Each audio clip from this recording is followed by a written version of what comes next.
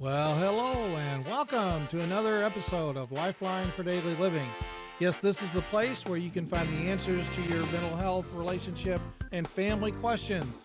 I'm your host, Jim Hewitt. Glad you've tuned in today. I think you're going to find today's topic very interesting, so I hope you'll stay tuned because we'll be right back.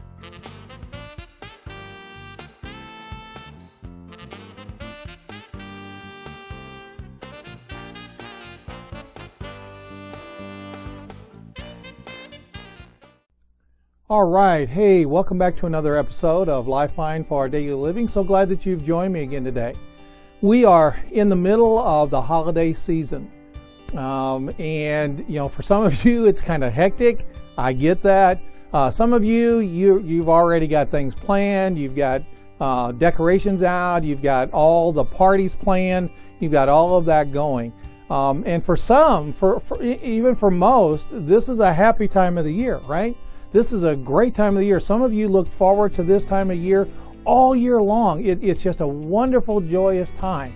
You can't wait until you're all gathered around the Christmas tree and you're all opening your gifts and everybody's giving and receiving gifts and you're having all the holiday celebrations go with that. For some, though, this is a difficult holiday. For some of you, you maybe have lost loved ones. There's been dysfunction in your relationships. It's just not been a good holiday season. We've been talking a lot about different aspects of the holiday season. What is that? How do I deal with loneliness during the holiday? How do I deal with a blended family? How do I deal with my dysfunctional family during the holiday?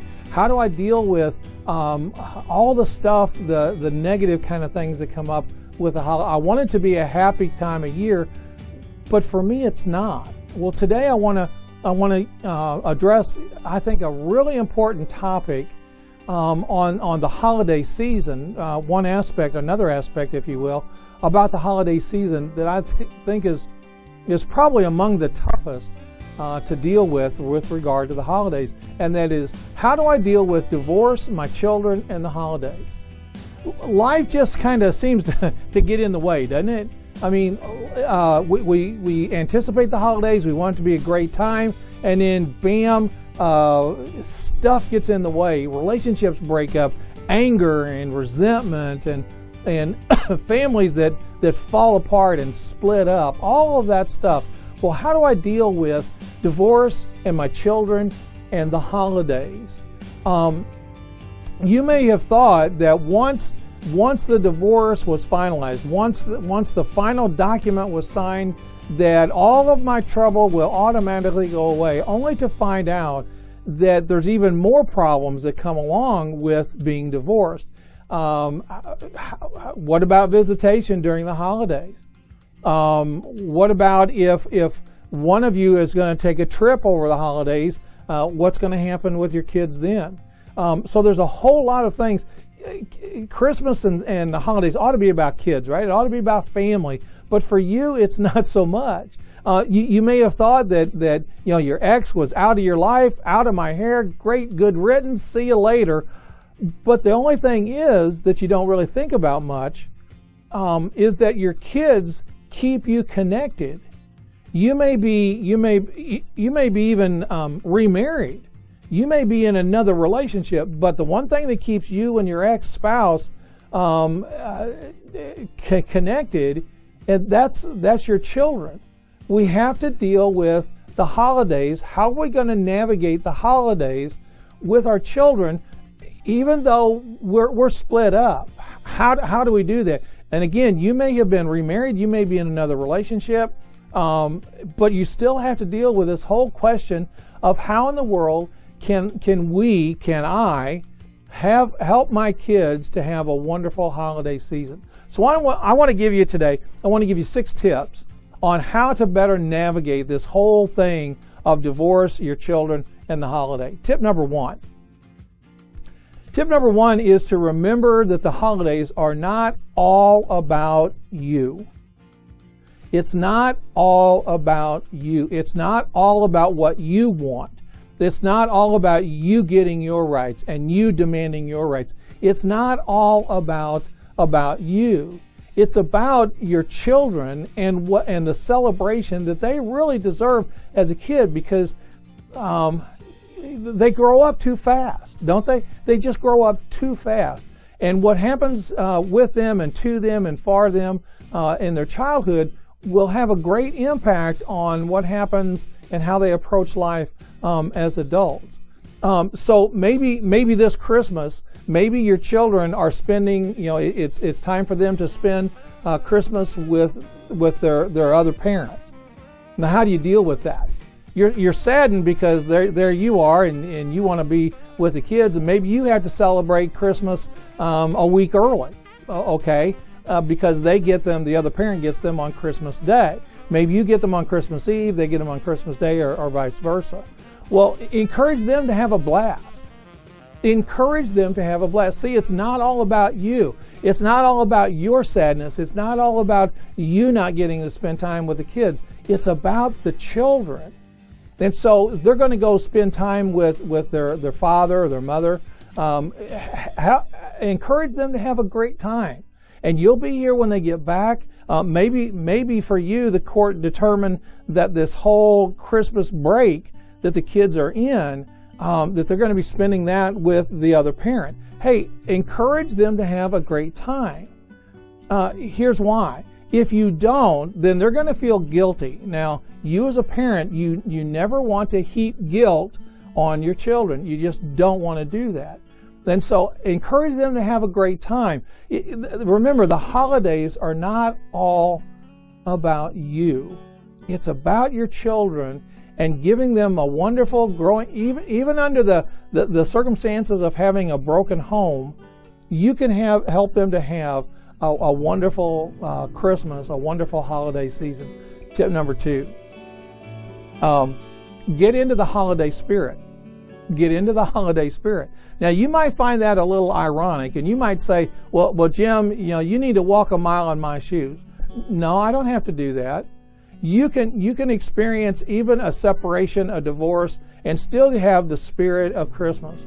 The spirit of Christmas is about giving. It's about forgiving. It's about a fresh start. It's about freedom. It's about celebration. It's about family. Even though the family is broken and living in 2 separate households, you can have a wonderful Christmas, and your children to have a wonderful Christmas if you get in the spirit. Some of you might say, well, I'm just not in the mood for Christmas. Me and my spouse, we just broke up in October, and I just don't want anything to do with Christmas at all. Hey, look, remember what I said first. It's not all about you. It's not all about you. So you may have to, and this is not a clinical term, but you may have to just kind of suck it up, think outside yourself, think about giving your children the best Christmas, the best holiday that they can possibly have under the conditions that they find themselves in. Remember now, your children didn't ask for any of this, right? They didn't ask for this. They had basically no say-so. It was you and your ex-spouse who couldn't keep things together enough to stay together. So they're faced with, we didn't have a choice in this. We wanted our family to stay together. So get into the spirit of the season. Giving, forgiving, fresh starts, joy, happiness. I remember in Scripture, in the New Testament, when the angels came and announced the birth of Christ, you remember what they said to all the shepherds there? Be of good cheer. Be of good cheer. Don't be afraid, for I bring you good tidings of what? Great joy. Great joy. So get into the spirit of the season. Move beyond yourself and your own circumstances, and particularly think about your children. Tip number 3. And that is, love means more than money. Think about love without money. Think about that. Love means more than money. Oftentimes, I will have individuals come into my office who've been divorced around this time of year.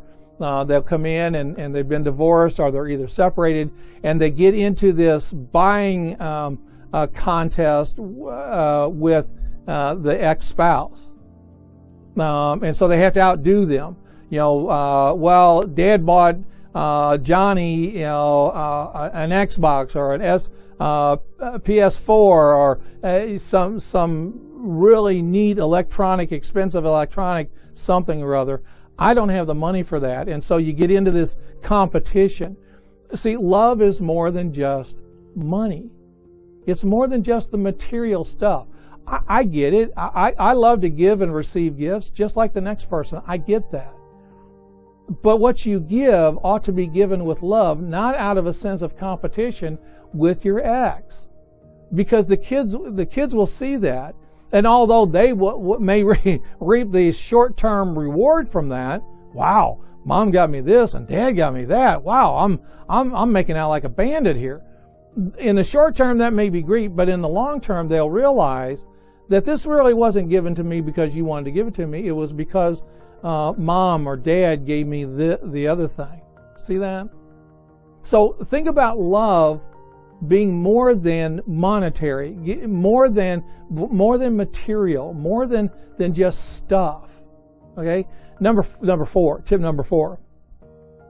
The holidays are not, and I alluded to this just a moment ago, the holidays are not about a competition with your ex for your children.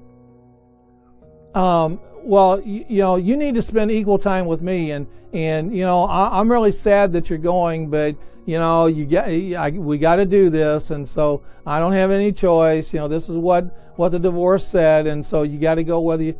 No.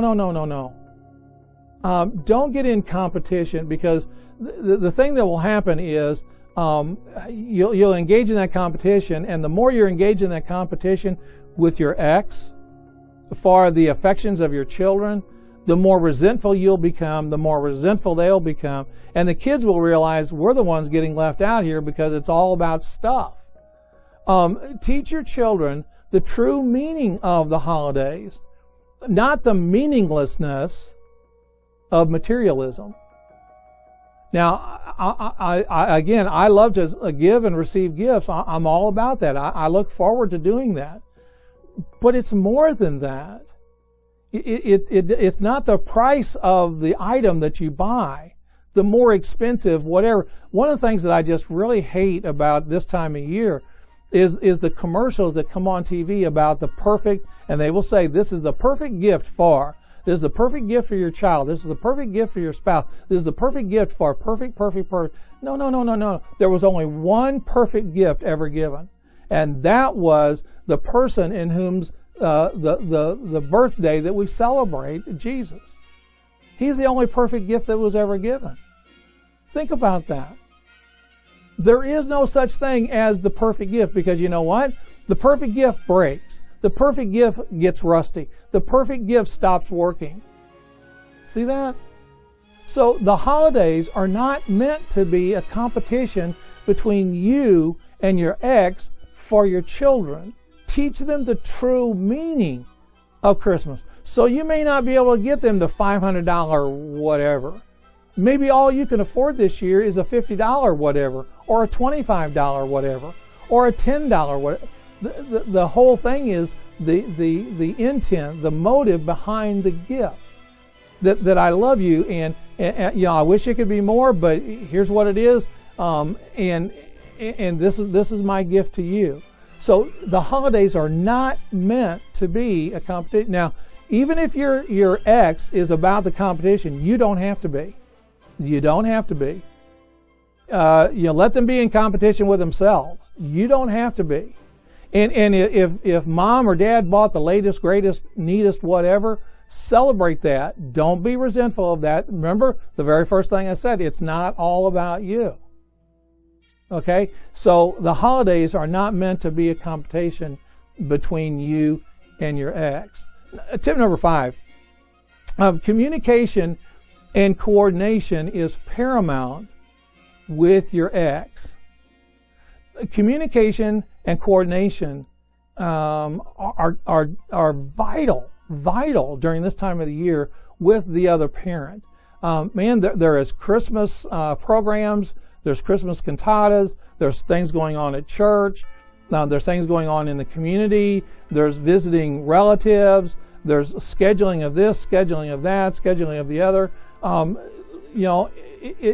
It's not too late. I mean, it's kind of getting late, but it's not too late yet to get those plans together. And if it's, if you're kind of jammed up against the holidays now, think about next year, doing it different next year. The key thing is communication. You may not like your ex-spouse. I get that. You probably don't, because that's why you got a divorce. I get all of that. But you can at least communicate with regard to the kids. Remember, set all that anger and this is not all about you. And so communicate and coordinate with that with the other parent about, okay, now when am I supposed to pick the kids up? How long am I supposed to have them? You're going to take them to your parents' house. I'm going to take them to my parents' house on this day, this day, this day. We're going to be doing these activities. Here's the school calendar, because school activities really pick up during this time of year. Communicate. You don't have to like the person. In fact, that's probably why you got a divorce. Okay, I get that. But for the sake of your children, please, for the sake of your children, communicate. Well, I'm not going to talk to them because they're not talking to me. They ought to be communicating with me. Come on, really? This is not all about you. This is not about a competition. This is not about relitigating the reasons you got divorced in the first place. This is about your kids. 10 minutes now communicating can save an hour of heartache once the holidays really get here. I want to say that again. 10 minutes communicating now will save an hour of heartache later on. Communicate. Listen. Coordinate schedules. Everybody's busy. Everybody's busy this time of year. I get that. But you can coordinate, for the sake of your children, coordinate your activities. Coordinate the calendar. Number 6, and finally, do the details. Do the details. Work out exactly where your children are going to be doing what. On Christmas Eve, they're going to be here. On Christmas Day, they're going to be here. On New Year's, they're going to be doing this. During Christmas break, they're going to spend half the time with me, half the time with you. Do the details. Again, 10 minutes worth of working on details now is going to save you an hour of heartache down the line. Do the details. Pay attention to the details. Mark it out on paper. If you can't verbally speak to your ex, you just can't stand the sound of their voice, you don't want to talk to them, text them, email them, have a written document, a calendar, all that. Do the details. Because once this really starts hitting, and we're probably right now we're getting close to that. It's really starting to pick up. All of the cantatas and practices and all of the concerts, all the stuff, all the activities, the work activities, all of that stuff is really starting to pick up. So do the details. Text if you can't talk to them or don't want to talk to them verbally. Text them. If you want to email them, whatever it is. But the key thing is to communicate with them and do the details. Well, I shouldn't have to do that. Well, okay, go back to what I said at the very beginning. It's not all about you. This is about helping your children have the best holiday that they can possibly have under the circumstances. Your children didn't ask for this divorce. Your children didn't ask for this separation. Get it? So this is the time in which you can take to coordinate, to do the details now versus, oh gee, I didn't know. And let me just address something very specific with regard to doing details. What I have seen with couples and with individuals who are divorced, separated, whatever, is they often with regard to doing the details and communicating, they often engage in passive aggressive kind of behavior. so that they wait till the very last minute, and then all of this stuff. Oh, by the way, Johnny's got a concert tomorrow night. Just thought I'd remind you. What? Oh, how long did you know about this? Oh, I knew about it back in October. See that? Oh, the very last second. Oh, I can't have the children with me on Christmas Eve because I've got this going on. I can't have them with me on Christmas break because I've got this going on. Oh, by the way, here it is, one day before Christmas break, and we've decided that we're going to take a vacation. We're going to go to Florida for Christmas week. What? So don't engage, please, don't engage in passive-aggressive behavior, even when you're attempting to do the details. I know you don't like the other parent. I get all of that. I get all of that. This is not about you. This is about you being an adult. This is about you being a parent and doing what is best for your children, not what is best for you. What is best for your children so that they can have the happiest of holidays that they possibly can. Number 7, and that is celebrate your children's being with the other parent. I've alluded to this before. Celebrate the fact, hey, you're going to have a great time at Dad's. You're going to have a great time at Mom's. It's going to be great, wonderful, fantastic. It's going to be great. Celebrate that. Number 8, set up a plan for next year now. You've learned, you've had some mistakes, you've had some bumps, you've had some chuck holes, you've had some disagreements, you've had some arguments. Hey, look, set up now for next year. What's it going to be like next year? Number 9, plan in advance with your extended family. Are we going to go to Grandma and Grandpa's if your parents are deceased or they live out of state? How are we going to get that done? Plan in advance how you're going to do that. And number 10, establish traditions with your children. You had traditions when you were an intact family, right? You did things on certain days and you decorated all together. You can start a new family tradition in your own home with your children. Not to supersede or to compete with the other home, but you can set up traditions in your own home, new traditions in your own home. Now, I added a few extra there. I just wanted to do that at the very end here. But let me just kind of sum things up here for just a second. Divorce and separation are difficult under the best of circumstances during any time of the year, but it's more difficult during this time of year, during the holidays. The holidays are a time for families to gather together to celebrate hope and the desire for peace. We often talk about world peace. What about peace in our family? What about peace with our ex? What about setting all of that angst and all of that anger and resentment and pain, setting all that aside for our children? For some of you, the holiday memories are pleasant. For some of you, they are not. Some of you, as children, came from broken homes, and you remember what that was like. Don't repeat that with your children. Don't do that. Learn from that. Learn from your own experiences so that you don't repeat that with your children. Here's the key thing. Even though your home is split up, even though there's been a separation or a divorce, your family, you're still family. You're still connected through those children. You will always be connected through those children. Take this holiday season and make it the best holiday season it can possibly be for your children. And if you do that for your children, then you can live through that.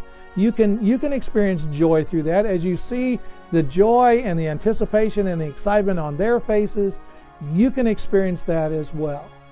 Make this holiday about your children, not about you.